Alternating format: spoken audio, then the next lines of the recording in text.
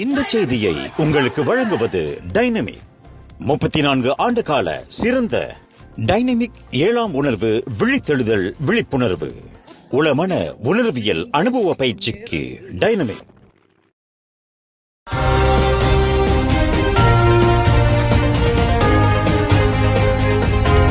வணக்கம். திசைகளின் 5 மணி செய்திகள். மக்களின் அத்தியாவசிய உணவுப் பொருட்கள் குறித்து நல்லதொரு செய்தியை பிரதமர் நாளை அறிவிப்பார். ஃபமி ஃபட்சில் அறிவிப்பு.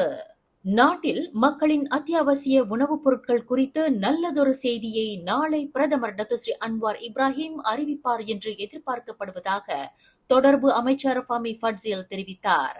மக்களின் அன்றாட வாழ்க்கைக்கு பயன்படும் அத்தியாவசிய பொருட்கள் குறித்த ஒரு நல்ல தகவலை தாம் வெளியீடு செய்வதை விட நாளை பிரதமரே கூறுவார் என்று கோலலம்பூர் பந்தாய் டலாமில் உள்ள ஒரு மைடின் மார்ட் பல்பொருள் பேரங்காடியை இன்று தொடக்கி வைத்து பேசுகையில் ஃபமி ஃபட்சில் கூறினார். இது மத்திய அரசாங்கத்திற்கும் தொழில்துறைக்கும் இடையிலுள்ள நல்ல ஓர் ஒத்துழைப்பை காட்டுவதாக அவர் மேலும் விவரித்தார். பச்சரிசிக்கான விலை குறித்து அரசாங்கம் இவ்வாண்டு அக்டோபர் மாதத்திற்குள் பரிசீலிக்கும் என்று விவசாயம் மற்றும் உணவு பாதுகாப்பு அமைச்சர் முகமது சபு கடந்த திங்கட்கிழமை கூறியிருந்தார்.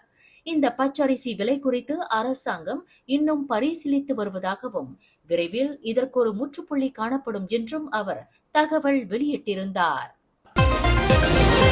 வருகின்ற ஜூன் 17ஆம் தேதி திங்கட்கிழமை ஹஜ்ஜி பெருநாளை முன்னிட்டு வடக்கு தெற்கு நெடுஞ்சாலை, கோலலம்பூர் காராக் நெடுஞ்சாலை, கிழக்கு கரையோர நெடுஞ்சாலை, LPT 1 மற்றும் LPT 2 ஆகிய பகுதிகளில் வாகனங்களின் எண்ணிக்கை 2.52 மில்லியனை எட்டும் என்று எதிர்பார்க்கப்படுவதாக மலேசிய நெடுஞ்சாலையின் ஆணையம் தெரிவித்துள்ளது. போக்குவரத்து நெரிசலை தவிர்ப்பதற்கு கடந்த புதன்கிழமை முதல் வருகின்ற ஜூன் 19ஆம் தேதி வரையில் சம்பந்தப்பட்ட சாலையில் எந்த ஒரு கட்டுமான மற்றும் பராமரிப்பு பணிகளை மேற்கொள்வதற்கு தடை விதித்திருப்பதாக அது ஓர் அறிக்கையில் இன்று வெளியிட்டிருந்தது. மேலும் நெடுஞ்சாலைகளில் அதன் செயல்பாடு மற்றும் அனைத்து வசதிகளும் பயணிகளுக்கு சிறப்பாக மேற்கொண்டு வரப்படுகின்றன. குறிப்பாக பயணிகள் ஓய்வெடுத்து செல்வதற்கு RNR வசதி, தற்காலிக கூடுதல் பாதை வசதிகள், கார் நிறுத்தம் வசதி ஆகிய சேவைகள் போக்குவரத்து பயணிகளுக்கு மேற்கொள்ளப்பட்டு வருவதாக மலேசிய நெடுஞ்சாலை ஆணையம் அறிவித்துள்ளது.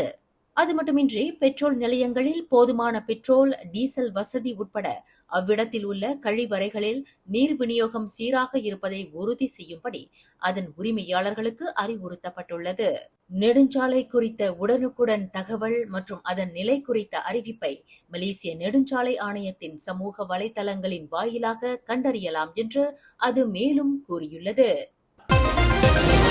வருகின்ற திங்கட்கிழமை ஹஜ்ஜி பெருநாளை முன்னிட்டு பயணிகள் தங்களின் சொந்த ஊர்களுக்கு திரும்ப தொடங்கியதை அடுத்து இன்று காலை முதல் பிரதான நெடுஞ்சாலைகளில் வாகனங்கள் மெதுவாக நகர்கின்றன. தலைநகரில் இருந்து கிழக்கு கரையோரம் நோக்கி செல்லும் கோலலம்பூர் காரா நெடுஞ்சாலையில் வாகனங்களின் எண்ணிக்கை அதிக அளவில் காணப்படுவதால் போக்குவரத்து மெதுவாக நகரத் தொடங்கியிருப்பதாக மலேசிய நெடுஞ்சாலையின் ஆணையம் ஓர் அறிக்கையில் தெரிவித்திருந்தது. கோம்பா பிளாசா தோலில் இருந்து புக்கிட் திங்கி உட்பட லந்தாங் மற்றும் பென்தோங் ஆகிய பகுதிகளிலும் போக்குவரத்து நெரிசல் ஏற்பட்டுள்ளதாக அது கூறியிருந்தது. மேலும் சுங்கைபுலோ மற்றும் தாப்பாவில் இருந்து கோபெங்கிற்கு செல்லும் பாதையிலும் வாகனங்கள் மெதுவாக நகர்வதாக மலேசிய நெடுஞ்சாலையின் ஆணையம் தகவல் வெளியிட்டிருந்தது. ஜோஹர் பாரு தமன் சத்யா இண்டாவில் பிச்சைக்காரர்களாக பணிபுரிய கட்டாயப்படுத்தி கடத்தப்பட்டதாக நம்பப்படும் சீனாவை சேர்ந்த 2 மாற்றுத்திறனாளிகளை போலீசார் பாதுகாப்பாக மீட்டனர். நேற்றிரவு 8:30 மணியளவில் அவ்விடத்தில் மேற்கொண்ட ஆப்பின்தாஸ் அதிரடி சோதனையின் மூலம் இத்தகைய நடவடிக்கை வெளிச்சத்திற்கு கொண்டு வரப்பட்டதாக தெற்கு ஜோஹர் பாரு மாவட்ட போலீஸ் தலைவர் அசிஸ்டன்ட் கமிஷனர் ராப் ஸ்லாமாட் கருத்து தெரிவித்தார். இதில் ஓர் உள்ளூர் ஆண் உட்பட 44 மற்றும் 53 வயதுடைய 2 அந்நிய பிரஜைகள் சோதனைக்கு உட்படுத்தப்பட்டதாக ராப் ஸ்லாமாட் அறிவித்தார். மேலும் இந்நடவடிக்கையின் மூலம் 48 வயது உள்ளூர் பெண் ஒருவர் கைது செய்யப்பட்டதுடன் இதுகுறித்து குற்றவியல் சட்டம் 14வது பிரிவின் கீழ் விசாரணை மேற்கொள்ளப்பட்டு வருவதாக அவர் இன்று தகவல் அளித்தார். சரவாக் கொத்த சமரஹான் மலேசிய சரவாக் பல்கலைக்கழகத்தில் உள்ள ஏரியில் மாணவன் ஒருவன் மூழ்கி உயிரிழந்தார். 20 வயது ஜுல்ஃபசைரி ஜஹாரேன் என்ற அந்த மாணவனின் உடல் ஏரியை கடந்து செல்லும் ஜம்பத்தன் சிந்தாவிற்கு அருகில் மிதந்து கொண்டிருந்ததாக தெரிய வந்துள்ளது. இன்று காலை 8:32 மணியளவில் இச்சம்பவம் குறித்து தமது தரப்புக்கு தகவல் கிடைக்கப்பெற்றதாக சரவாக் மலேசிய தீயணைப்பு மற்றும் மீட்புத்துறையின் செயல்பாட்டு மையத்தின் செய்தி தொடர்பாளர் தெரிவித்தார். அம்மாணவன் உயிர் இழந்ததை மருத்துவ அதிகாரிகள் உறுதிப்படுத்தியதை அடுத்து அவரின் உடல் சவ பரிசோதனைக்காக சரவாக் மருத்துவமனைக்கு கொண்டு செல்லப்பட்டதாக அவர் குறிப்பிட்டார்.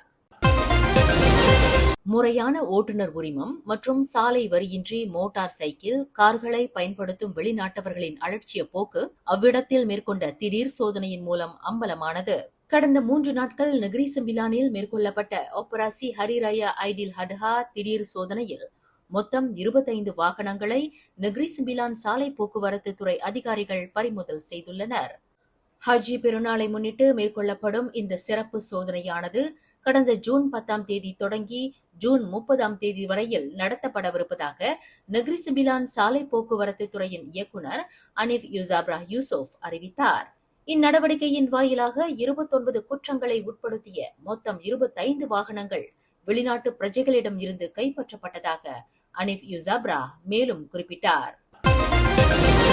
ஜொஹர் பாரு பந்தாய் லீடோ ஜலான் ஸ்கூடாயின் 3.5வது கிலோமீட்டர் தொலை தூரத்தில் 2 வாகனங்கள் மோதிக்கொண்டதில் இருவர் பரிதாபமாக உயிர் இழந்தனர். இன்று அதிகாலை 4 மணியளவில் நிகழ்ந்த இச்சம்பவத்தில் 40 வயதிற்கு உட்பட்ட மோட்டார் சைக்கிளின் ஓட்டுநர் மற்றும் காரில் பயணித்த பெண் ஒருவர் சம்பவ இடத்திலேயே உயிர் இழந்த வேளை அக்காரின் ஓட்டுநர் பலத்த காயம் இன்றி உயிர் தப்பியதாக தெற்கு ஜொஹர் பாரு மாவட்ட போலீஸ் தலைவர் அசிஸ்டன்ட் கமிஷனர் ராவ் ஸ்லாமாட் தெரிவித்தார். ஸ்கூடாயிலிருந்து நகர மையத்திற்கு மோட்டார் சைக்கிளில் பயணித்த அதன் ஓட்டுநர் வேக கட்டுப்பாட்டை இழந்து பின்னால் வந்து கொண்டிருந்த காரை மோதி விபத்துக்குள்ளாகியதாக ராவ் ஸ்லாமாட் கூறினார். அதிவேகமாக மோட்டார் சைக்கிள் மோதியதில் அது சட்டென்று தீப்பிடித்து எரிந்ததுடன் சம்பந்தப்பட்ட கார் சாலையில் தடம் புரண்டதாக அவர் குறிப்பிட்டார். மேலும் செய்திகளை தெரிந்து கொள்ள கீழே இருக்கும் பெல் பட்டனை அழுத்துங்கள். உங்கள் மகிழ்ச்சியை வெளிப்படுத்த லைக் மற்றும் ஷேர் செய்யுங்கள். தொடர்ந்து திசைகளோடு இணைந்திருக்க சப்ஸ்கிரைப் செய்யுங்கள்.